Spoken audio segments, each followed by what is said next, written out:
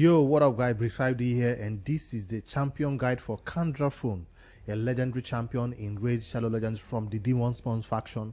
I've had this guy for about a month or close to 2 months now. I've not talked about him because I've been trying to use him, understand him, study him, and eventually now I'm releasing a guide for you guys who recently pulled him and you're thinking how are you going to build him and which content to use him on. So in this video, let's quickly talk about his skill, and I will show you in his artifacts, his masteries, and finally do some test runs for him in places I currently use him in. Alright, he's best known for this A2 skill. That's what I use him for the most. I'll tell you right now, that's what I use him for the most. The A2 attacks all enemies. It's not just attack all enemies. He also grants an extra turn to him if he kills an enemy. Normally he will kill an enemy with this skill, so it grants an extra turn to him. It also resets the cooldown of his A3. If you've already used his A3, it will reset the cooldown and it will just be ready to go again.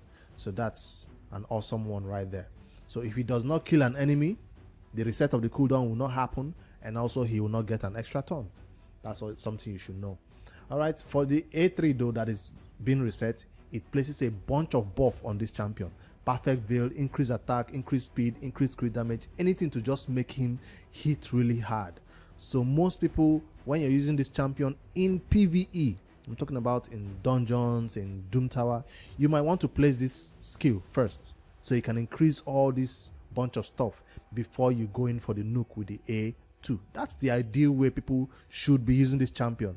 But because we are impatient, we don't want the run to take too long, we are like, no, I don't need increased attack, no, I don't need veil, no, I don't need all that increased crit damage, let me just go in with my nuke. That is why most people start the battle with this. So in the arena, you don't have that choice, you don't have the chance to begin to go with this skill. If you want to nuke them real quick, going with the A2. In PvE, you can decide to be slow and going with your other abilities. So those are the two skills that he's best known for. On the A1 also, A1 is not one of those ones where you just neglect it and say it just hits. No, this A1 hits really hard, as you see in the test when we run it. So it places an extra hit if the target is under any buff. So if they've taken a turn before you and buffed themselves, they're in trouble. So debuff is not the same thing as buff, so it won't place an extra hit. It will just do a one hit if there is no buff on the enemy. It has a passive though. The passive effect is there and also has an active effect. Damage increases by 40% while under veil and perfect veil. You might know this already about this champion, that when he's under veil or perfect veil, it will boost his damage by a lot. It also boosts his turn meter by 15% each time this champion receives damage under veil or perfect veil. Does not work if this champion is only alive on the team. So once he places this veil or perfect veil on himself, he will be able to boost turn meter by 15% and also boost his damage by 40%. It also reduces the amount of damage he receives by 40% less. He receives 40% less damage while he's under this perfect veil or veil. Alright, for the active effect, places a perfect veil buff on this champion for 1 turn each time an enemy's turn meter is filled. This buff cannot be removed. So if they go before you also and they fill up their turn meter, he will automatically go into this perfect veil, which will make him take less damage. So this champion is kind of a tank. Well, he's not built with tank stats, but he has the ability to reduce damage that is incoming by 40%, which means he will take less damage. So that's not just what perfect veil does though. Perfect veil also has its own effect just being on him. So this is just a passive effect that is added to it. So he receives less damage and he will most likely survive most nukes. Yes, most nukes, especially if it's of a negative affinity champion. Alright, we'll talk about his skills. Let me quickly show you his artifacts that I built him in.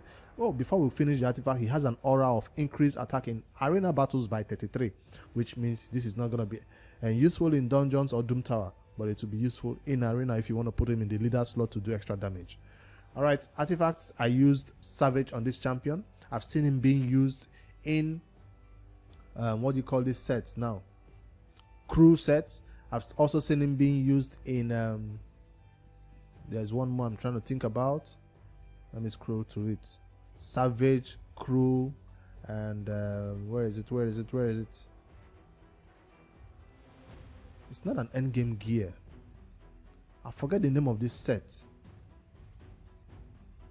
If I see the icon, I'll remember it.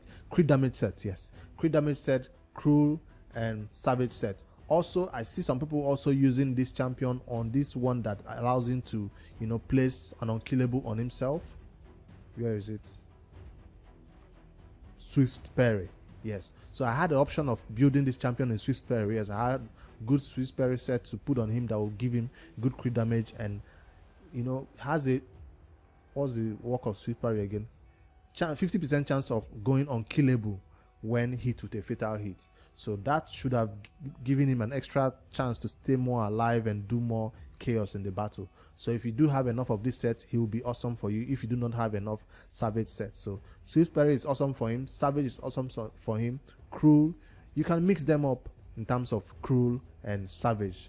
I don't have good Cruel to put on him, so Perception was the one. So he doesn't need accuracy. Don't mind me going to Perception over here. He doesn't need accuracy at all. Alright, you've seen my gear and how I build this champion. For total stats, you're looking at a very high amount of crit damage and attack for this champion. Yes, do not ignore attack on this champion because his damage is based on attack. So I went in there, you can see 5,000 attack is awesome. If you can get up to 4,000, it's fine. 3,000 is fine.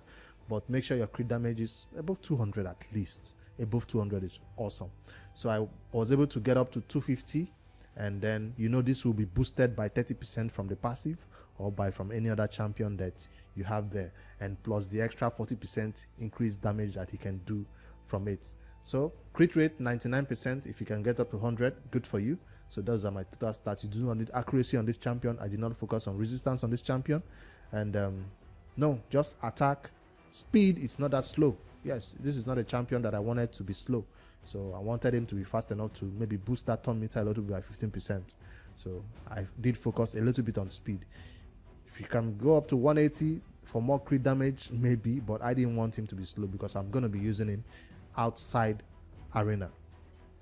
Alright, especially if you're going to be using him in arena, you want him speed tuned with your teams. For my masteries for this champion, you're looking at normal damage dealer masteries. I went with this last one over here.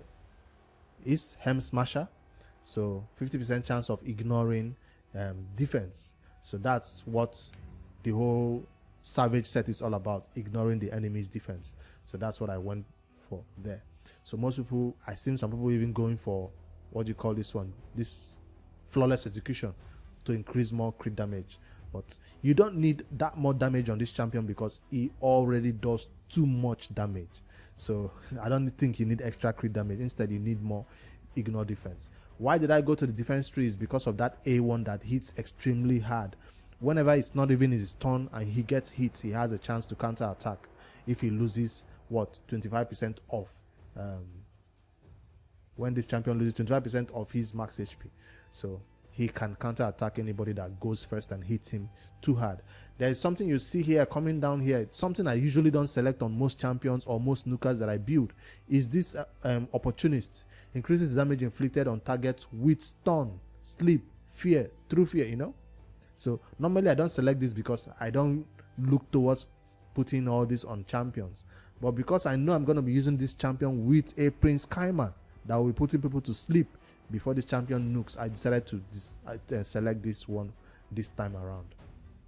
So you might not need this masteries. That's what I'm saying. Instead of you to go for this one, if you don't have a champion to put them to sleep or fear, you might want to go for this one instead. This is a PvE one, but hey, it works for PvP also. That's my mastery choices and how I decided to go about it. Now it's time for us to test my Candraphon build to see how much damage he will be doing. In the first place that I want to try this champion out is the arena. That's where he shines. Now I already have a Bigon doing work for me in the arena. So did I really need to replace Bigon on my teams in terms of farming gold 5? I'm not talking about pushing platinum, no. Just doing your normal arena keys per day. Did I need to replace Bigon? No. So why did I decide to build Candraphon? It's because I needed him in 3v3 arena. So your team 1 can do good in 3v3. Your team 2 can be okay, but your team 3 is trash. and that's why I decided to build this champion for my team 3 in 3v3 arena. So let's quickly see a team that we can get him into. This one I'm already faster than them, I think, and I've put it in the presets right here. So that's my new team. Why do I have a team like this? Is because he doesn't really need decreased defense. Guess what? Yeah, this champion doesn't really need decreased defense. We did say that if you have Veil or Perfect Veil on him, he will do more damage, right? So if you have a Duchess, fine, bring it in here. But if you do not have a Duchess, still let this champion go in with his nuke when an Arbiter has already placed increased attack on him. So this champion is just there to make sure he doesn't get nuked in one shot. That's it. And I currently have a Foley right there. Foley is not somebody you want to sleep, so I'll not be using the sleep in this occasion. I will not be using the sleep here. Who do I replace then if I'm not going to be using sleep because of Foley? Let me just put in a tank. Maybe I'll just put Lydia in there. I don't want to I don't want to sleep Foley. If not, he's going to nuke us down.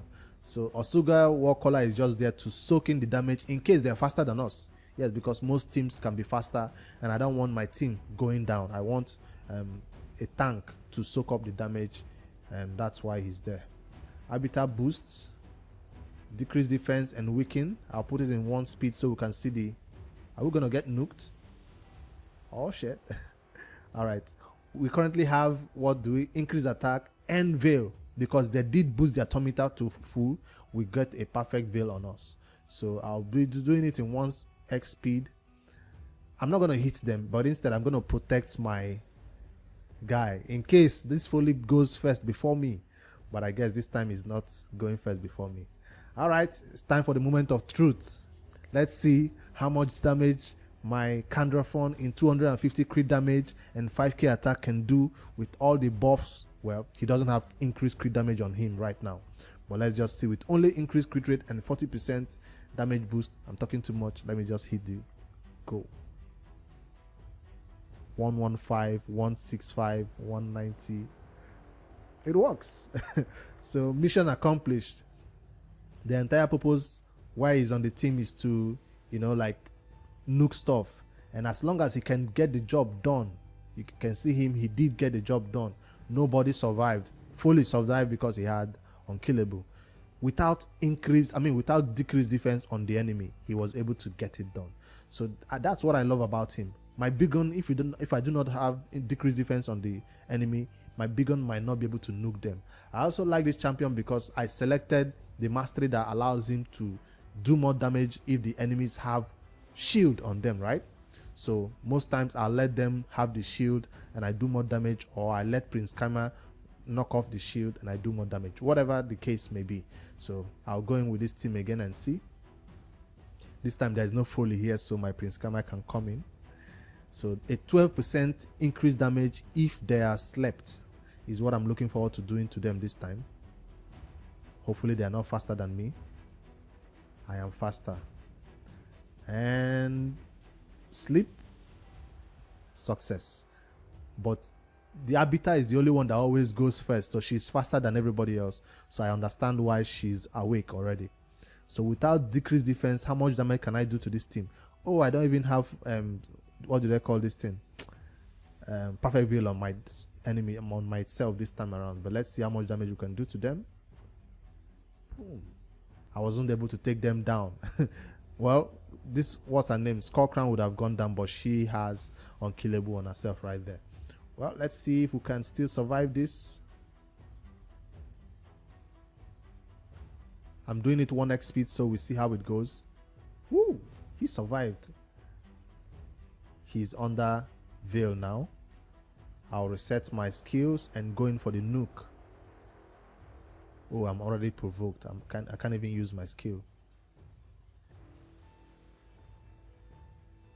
Don't let this Skullcrown take a turn. She's gonna nuke us now. Come on, Foley. Take him down. Yes. One hit. Even with decreased attack, I was still able to take him down in one hit. Uh-oh. It's getting dicey. And I also acknowledge the fact that I do not have a block revive champion in here, and they have 2 revives, so I might need to start taking down, what's her name, Duchess, because she will do a revive and this battle will go on for even longer. I'm gonna protect.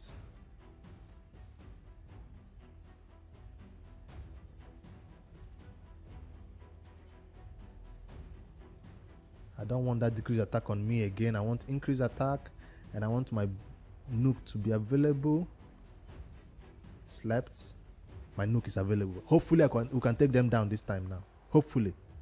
Let's see. Duchess survived. But I'm going in with the A1 now. Because Duchess is negative affinity, you might get a weak hit. But can we take her down? Yeah, weak hit. Weak hit.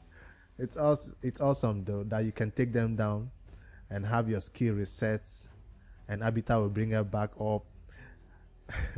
I don't have a perfect team. I'm not a plat pusher, so this is my first time introduction to this champion. I wish I have a Duchess. So in the second team that I'll try, I'll bring in somebody who places this perfect veil on my champion, so you see how that works out. Abita has to go. 60k hit on that A1. Telling you, man, it's no joke. Sometimes you might think the A3 and the A2 as the biggest hit. Sometimes on some champions the A1 is where it's at. I'm telling you. And this is one of such champions who do a lot of damage from his A1.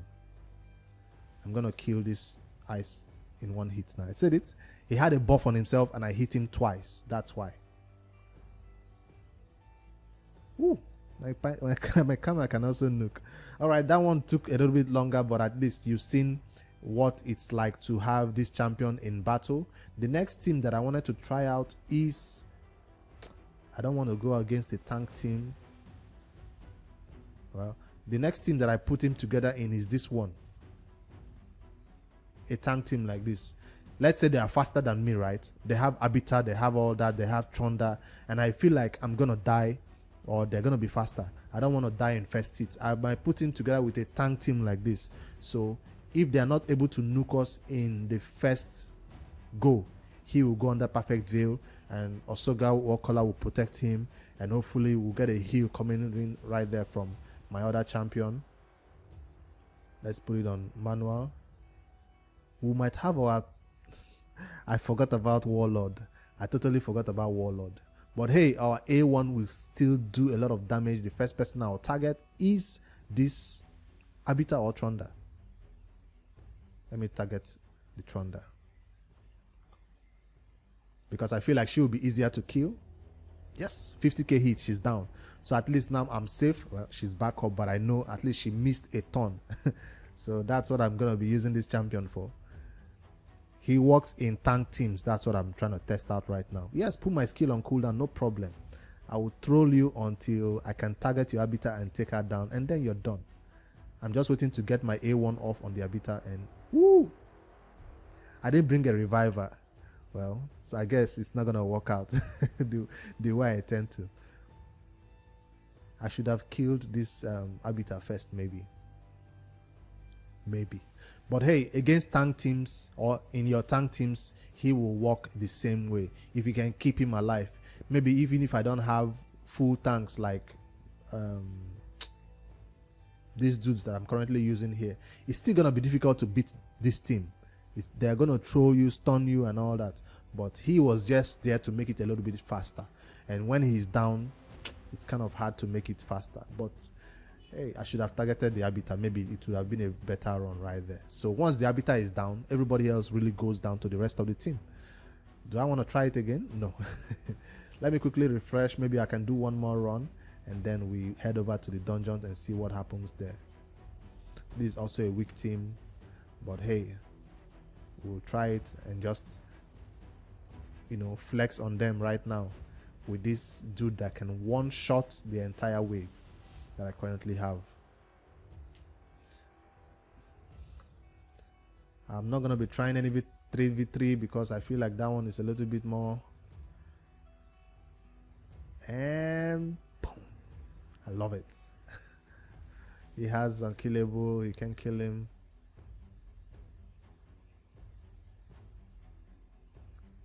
We go again. 61k. All right, awesome right there. Let's head over to show you how I put him into my 3v3 teams. I'm not yet perfect in terms of these teams, but I'm just trying him out in 3v3 to see how it's working. I think he's one of my defense teams. Yes.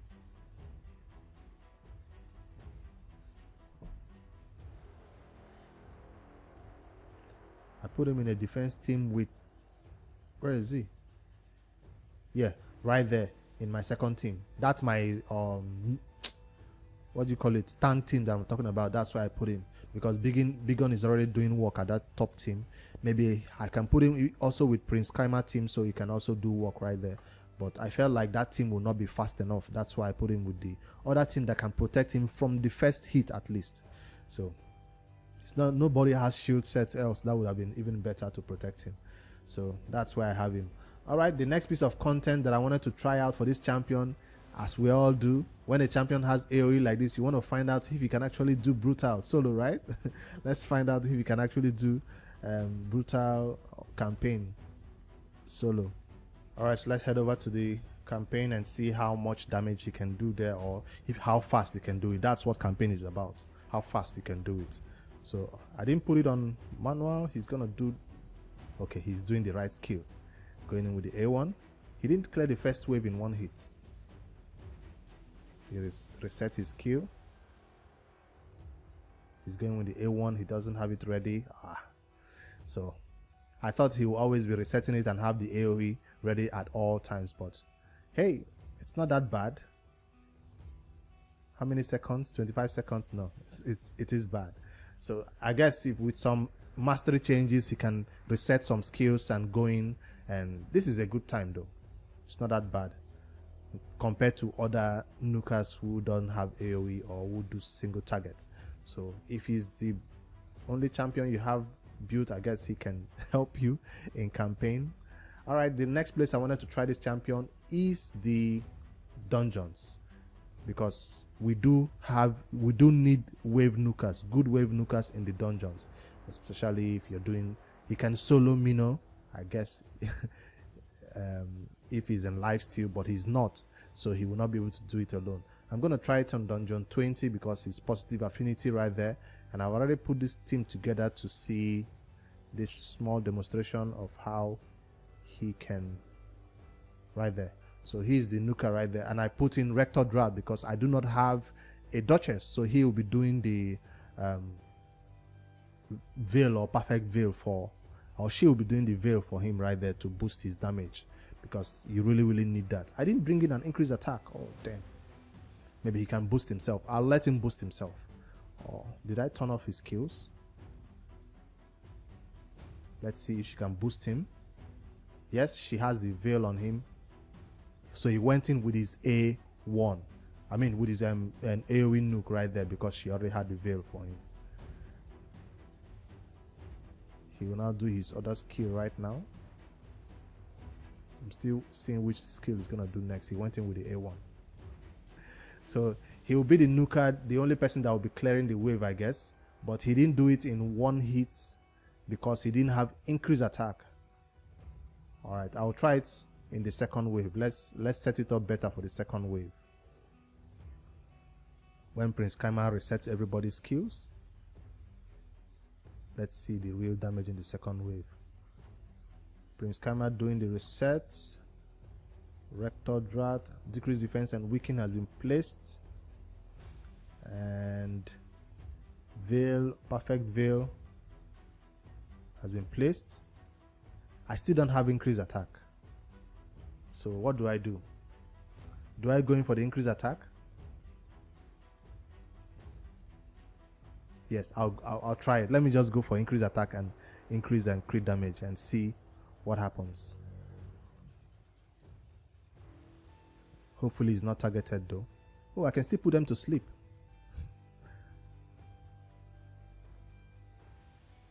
Who is awake? Nobody's awake. Come on, take your turn. Alright, it's his turn now. We can actually see the real damage. The real damage test is here because you have increased crit rate. I mean, you have increased crit damage, increased attack, and then you have the Perfect Veil. And let's see Those are the real numbers, 194 and all that stuff. Those are the real numbers I have right here. I'll quickly remind you right now that this champion is not built with my best Savage gear. It's not built with my best gear of on this account. I try to do realistic builds for this type of videos where I use gear that I've not put on anybody else. Yes, I do not go out of my way to steal gear from my big gun. I did not steal gear from other champions I already have built in Savage. I only took gear that is available for free. So this is not the best numbers I can hit right here. You can also do 300k 400k damage. You can with the best gear, depending on how long you've been farming Savage and how long you've been farming gear in general in Raid Shadow Legends. So currently I also use this champion in my Doom Tower waves. Yes, he has replaced Bigon, or I still use him with Bigon in most of these Doom Tower waves, so I can take them down faster. If anybody goes down, there's Abita right there, there's Lydia to always, you know, do some passive revive. So currently they are both in my Doom Tower clear waves. So he's a perfect champion for that because of this veil that he puts himself on and is not easily targeted. Unlike my Bigon that just stands here and just take all the big hits and goes down easily. So come on, dude, why are you buffing yourself? Kill this dragon. Let's end this video. You guys let me know what you think about this one. I know he's not a perfect arena build right now. I know I still need to look for the perfect team to put it in, but hey, it works. I almost stayed in platinum this reset, but hey, you know, those whales will always have +1 +2 even +4 Candraphon, and you can't really compete with that, with those pluses. You can only try to scrape at the bottom. So right now I'm chilling in gold 5, and then I'm trying to climb 3v3 arena with this champion as my second team Nuker, either in the tank team or as my main. I don't want to use him as my main Nuker team because I feel like if I can go first, everything is dead already with a big gun. So I try to put him in a team where I feel like he has more advantage with this veil of taking less damage, and that's why I think he works best in go second teams. That's why I feel he will work best. Yes, if you're going to use him in the arena, make sure your preset is set not to use this skill at all. So he goes in with the A1. So I think it's a popular way people use this champion. They lock this skill out in the arena. So he goes in with the A1 immediately after nuking with this A2, and if somebody survives, he goes in there and finish the job. So that's the best way to set his presets for him. That's something you should know also. All right, I'll not drag this on any further. I just wanted to highlight my Candraphon build. He's not in the final form yet. This is just the first draft of his build, and I've shown you the total stat, I've shown you the artifacts. Let me know what you think about this one, and share your Candraphon stats with me if you do have this champion, if you just pulled him and you built him. What are your final stats? What crit damage stats did you get to finally, and how much attack do you have on him? How much damage can he do in the waves, especially because I don't feel like his only place is arena. If you're not a competitive player in the arena, you might want to use him mostly in Doom Tower and other places where I'm currently using him the most. Alright, I'll see you guys in the next one. Like and subscribe. Good night, guys.